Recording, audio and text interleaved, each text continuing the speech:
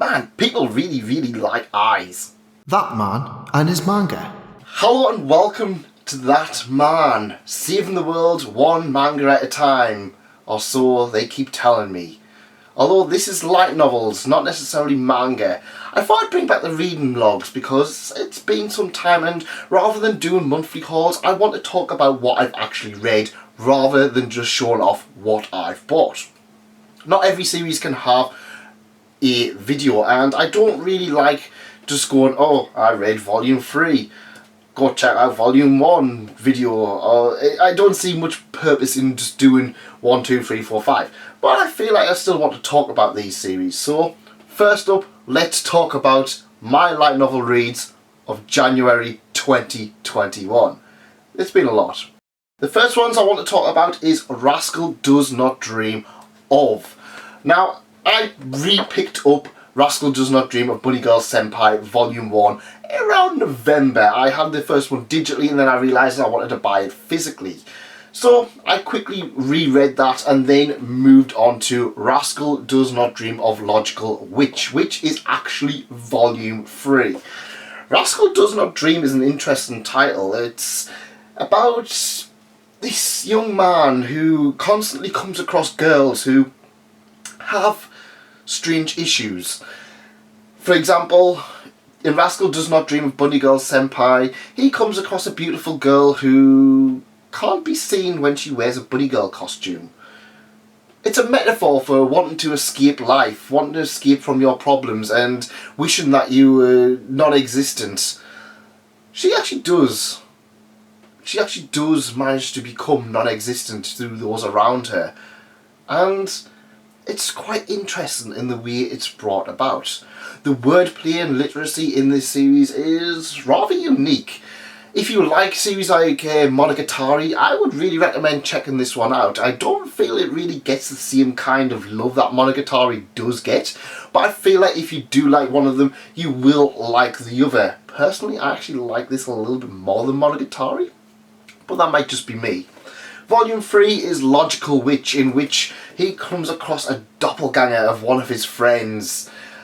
Not wanting to admit to some of her problems, she somehow manages to split herself in two, becoming split personality. One, the wild, characteristic side that she always wishes she could be. The other, the reserved and lonely character that everybody knows her for.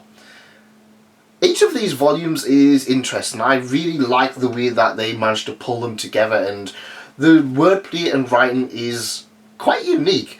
The main characters are just so incredibly horny, and there's a lot of sexual tension that makes it interesting to read without it becoming too creepy.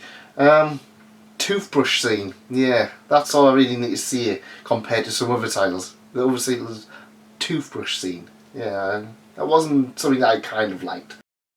The next series I want to talk about is Overlord. That's right, I've finally gotten back to reading Overlord with Volume 12. Now, this is the Paladins of the Sacred Kingdom Volume 1, or Part 1. This is a 2-part arc, and wow, this is incredible. I don't want to get too bogged down in things because this is going to be stuff that is going to go over the head of a lot of anime onlys. And it's going to be kind of, like I said, yeah, it might be a little bit spoilerific. This is Demiurge's master plan to start and take control of things for Lord Ainz Algone in order to try and take over the entire of the kingdom, or the world I should say, and expand Ainz's own kingdom. It's what you would expect from Overlord. There's a lot of brutal scenes and a lot of characters getting built up just to increase Ainz's own power, and also manage to make the world that little bit more interesting. There's a lot of characters in here where you kind of reading through and you're just like, yeah, you know what, they're horrible people, they kind of, I'm expecting these to die and they deserve to die. However, there is genuinely some characters in here who have had an absolute crap life. There's a lot of stuff in here that's kind of like, it's like, oh yeah, I really want them to survive, so I'm really excited to see how things turn out for them. But I really like that aspect of it. It's that I kind of feel like there's a lot of stuff going to happen in here, and there is stuff that happens to innocent people in here that's kind of horrific, and I just feel it's quite interesting. I'm really excited for volume 13. I tried to put this one off as much as I could, but I decided I wanted to try and keep on top of my light novel collection. So volume 13, I believe, is out in April, so I'm looking forward to reading it once it comes out. The next series is one that pretty much everybody I know loves. It's one that has currently got an absolute fantastic anime series going on, and that is ReZero Starting Life in Another World Volume 14. Now, the stuff that happens in Volume 14, I believe, is, as of recording this, the next episode in the anime. I actually haven't watched much of Season 2. I'm waiting to catch up on the light novel, read all of the events in the light novel, then just binge it and enjoy it that little bit more once you see the adaptation. Volume 14 has a lot of focus on Amelia and her backstory. However, interestingly enough, it also focuses on some other backstories for some other characters, which makes this volume rather strange. I felt that it kind of went from one backstory to another backstory to another backstory to another backstory, and it kind of felt like it jumped all over the place a little bit for me. For me personally, I prefer binging ReZero rather than just reading one volume at a time, which is, again, I left this one because volume 15 I believe is out in February. It might have been delayed. I know a lot of Yen Press stuff have been delayed a little bit, but I'm expecting this to be coming out very shortly for volume 15, so I can at least keep on top of things and not get spoilt by people shouting about the anime. The next series is a title that I have spoke about in great length, and you can check out that video on my channel. Remember to like and subscribe, and go check out my in-depth review of Unnamed Memory, a title that is really managing to polarize opinions. A lot of people say that they love this series, a lot of people say that they couldn't get past chapter or page 100. Personally, I really enjoyed it, and I am looking forward to reading more. I just found out that I think it's going to end on volume 6, so you know, that means I'm going to have that commitment of just being able to go, yep, I'm going to pick up more of these until it's done. This one was one that had a lot of hype when it got announced by Yen Press. A lot of people got really excited for it. I believe it's the, I can't remember what it's called. There's a thing where it's like a popularity poll, and a lot of things when it comes to light novels, and people get excited when some light novels get really high up on it, and then once they get announced, for me, if I see something ranking on that poll, I know it's probably at least worth my time to at least check that one out. An Unnamed Memory was one where, yeah, I liked it. It was one where it's about a young prince who has a cursed bloodline, or he's never going to have an heir to the throne because of an old curse. So he goes to this tower. He managed to overcome the trials in the tower and discovers a beautiful witch. He asks her for some help with the curse and to live with him for a year. In the meantime, he's also asked her to marry him because he's just like, you know, she's going to survive the curse and all this is going to happen. And this essentially is the day-to-day life of this year with this witch and the prince. And it's kind of like how she's like coming to grips with the modern world, because she's ancient. She's an ancient witch. She's got dealings with her grandfather, the grandfather of the prince. So it's an interesting one to kind of, where it jumps all over the place and you kind of have an idea of what is going on. The more you read, the more about the witch you're going to learn about, and I really like that aspect of it. It's one that I really did enjoy when I did particularly read it. The next series I want to talk about is Monster Girl Doctor. That's right. Out of all of the series that I've got, This one is probably the one that I kind of want when I've been reading a lot of heavy hitting series or a lot of dark series or a lot of more serious series. I want something that's going to be kind of, you know, a little bit trashy and a little bit fun compared to just kind of, well, this character died. Oh, we're going to be sad for the next 50 pages or so. And it's just pure trash. However, unlike a lot of other trash, this one does have a lot of things going for it. There's a lot of incredible world building, and if you like your monster girls, you are gonna absolutely love this series. You really are. I can't recommend this one enough, because this one is one where, I don't know, I'm actually enjoying it more than Monster Musume at the moment. There's the right amount of ecchi in it, and there's the right amount of character development and world building. Now, I don't really want to get too much into this particular volume, because this volume picks up after volume 6, which ended on a huge game changer for the series. Let's just see all of the queries about, will he marry this girl, or will he go with this girl, or will he go with that girl? That is all answered in volume 6, and it's the after effects of that in this particular volume. Now, there are some new characters. There's a vampire Batgirl who is, she has a rather extremely lewd scene where she's sucking blood from the main character's finger, and it's one of those things where it's kind of, you can tell the writers got that, managed to get into the series enough to kind of have that balance between etchiness and serious fantasy world building, and it works for it. It actually works for it. There's a lot of fun things in there. I'm looking forward to seeing volume 8. The next one I think we've got is volume 0, which is a prequel. I know that one is definitely coming out next. I've seen the cover for volume 8. I don't know how that is going to get released. That volume 8 is just so lewd. The cover is just ridiculous. I won't be covering it. I can't cover it. Not without censoring at least half of it, probably the bottom half of it. Yeah, I'm looking forward to it though. I really am looking forward to more of Monster Girl Doctor.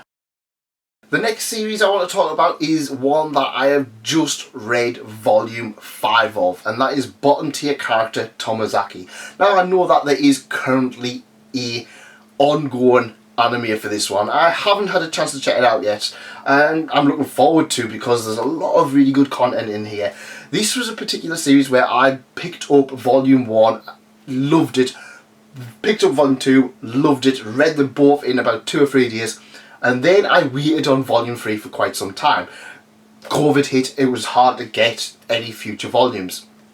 However, I've started picking up and trying to keep on top of it, because it is absolutely worth it, and this is definitely one that I'm really happy to have in my collection. Volume 5 picks up from the arc that has been built up in Volume 4. Essentially a bullion arc, that's right. What has happened previously in Volume 3 and Volume 4, some characters are getting together, that's left one of the queen bees of the school being kind of feeling a bit not happy about it, and they are taking out their aggression on somebody else who has kind of stood up for them, for other people in the past, and this is essentially the resolution to that arc that is set up in Volume 4. I really enjoyed it, because a lot of this focuses on bottom tier character Tomoezaki, a character who feels like he is the bottom of the pile, but he's starting to rise through the ranks. Now, this isn't something that I haven't read before. There's other titles, My Youth Comedy Experience As Wrong As I Expected, or whatever that one's called. But I did like this one, because I feel like the character, rather than just being thrust into being an awesome person while still being, let's face it, pretty crap, I really genuinely feel like he has had a lot of development. So I am looking forward to seeing how this goes, because I'm assuming he's going to end up being one of the top people in the school, and he's probably going to be taken down a few notches at some point. The next series I want to talk about, well, it's 3 volumes. I actually read Volume 2, Volume 3 and I bought and read Volume 4, and I read it all in the space of a week, which, let's face it, is pretty darn good for me. This series is interesting because I had a lot of really good positive responses from reading Volume 1, and I know it's managed to transcend a lot of people who aren't normally into light novels. I've seen a lot of people who don't really bother with light novels or isekai or anything like that picking up 86, and they've enjoyed it. And I heard a lot of things about it. Now, I really enjoyed Volume 1. Now, as soon as I read Volume 1, I got halfway through and I was like, straight away, I'm going to buy more. I'm going to pick up Volume 3 and Volume 2. And the reason being is that that is a two-part volume, really. It's essentially one long volume split into two parts to release it. And I heard a lot of things about this one. I heard a lot of negative things about Volume 2 and Volume 3, and I'm not gonna lie, Volume 2 and Volume 3 were a little bit of a struggle to get through. A lot of the stuff that was kind of resolved in Volume 1, it felt that originally that this series should have been a one-shot, it should have been one volume and done, and then they kind of was just like, oh, this is doing well, we're gonna bring it back, and it kind of struggles to kind of move away from the things set up in Volume 1, because like you said, it resolves a lot of things. It has a nice ending. You could probably finish it on Volume 1 and not really particularly miss out on anything. However, Volume 2 and Volume 3 set into a new direction with a different country and stuff like that. I don't want to get too into it. It does manage to pick up from Volume 1 and have a lot of very dark things that's happening in this war that can and probably has happened. There's a lot of things that I thought was really bleak. For example, there's a lot of young girls being attached to the soldiers in order to try and... these young girls are called mascots, and they're basically used as excuses to try and keep soldiers fighting because they want to protect these young girls. They're kind of like surrogate daughters to these groups, and it's very dark, especially when you realise that a lot of these young girls are, for example, they're like the rich girls, or the girls where they are kids where they've had the parents killed. So it's just like, basically it's kind of their way of getting rid of these orphans, or if a noble doesn't find the daughter useful, if they want a son or they want to get rid of them, it's kind of a way for them to just go, you know, get rid of you out of that. Now, Volume 4, I feel like puts the series back onto the right track. This kind of reintroduces the secondary main character from Volume 1, who does appear on Volume 3, but like she only appears at the very end of the volume. But yeah, I feel like this kind of pulls it back onto the right track. It sets things up. It kind of, the stuff set up in Volume 2 and 3, it kind of pulls that back and just goes, yeah, look, we want to get back into this original story. I feel like the series is getting back onto track. I am enjoying. I did enjoy Volume 4 a lot more than Volume 2 and 3. But it wasn't ever particularly bad. It was just kind of, I felt like Volume 2 and 3 was the slog to get through to get back into the actual main story. So those are the things that I have read in January 2020 for light novels. I might do a manga version. I haven't read as much manga. I've been trying to focus on clearing my light novel backlog, at least the physical side, so I can go on to start reading my huge digital backlog. I'm also aware that stuff like Konosuba, ReZero, and I think about 2 or 3 other series are all dropping next month. Slime Isekai, I think, just had a new release. Mom Isekai, High School DxD. A lot of stuff that I'm ongoing reading is just getting new releases. I'm just like, I want to get rid of my backlog so I can read all of these new ones. Next up, I've got Tanya the Evil Volume 8, so I'm looking forward to checking that one out. Let me know in the comments what you thought of this. Like I said, I want to have this as a bit more of a different format than what I've been doing previously with hauls. But if you did enjoy it, leave a like and consider subscribing, and I will see you next time. Goodbye.